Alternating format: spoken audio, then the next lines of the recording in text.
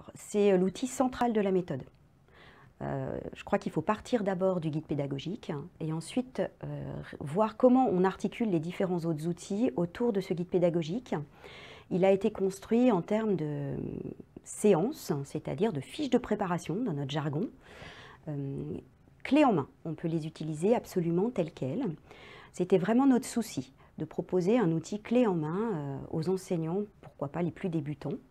Mais en même temps, il est construit sous forme de 4 fascicules.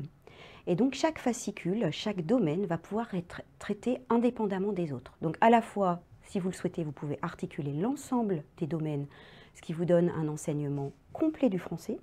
Mais d'un autre côté, pour des enseignants plus experts qui ont l'habitude parfois de certaines ressources, de leurs propres outils, eh bien là, ils vont pouvoir utiliser un seul domaine, par exemple la compréhension, la production d'écrit, ou bien l'enseignement du code, du langage oral, ou de l'écriture et de la copie.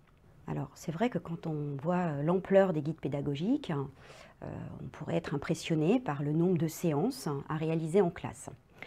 Cette méthode, elle a été conçue pour une classe lambda, avec des élèves lambda, mais vous pouvez tout à fait, et même on vous le conseille, adapter le rythme des séances. On propose une programmation, mais si ça va trop vite, s'il y a trop de séances, libre à vous de modifier ce rythme-là et d'aller plus doucement que ce qui est proposé. Même si vous ne faites pas l'ensemble des séances, vous couvrirez quand même l'ensemble du programme.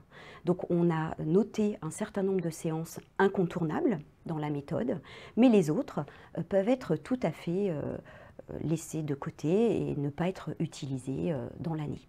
Mais vous ferez l'ensemble du programme quand même.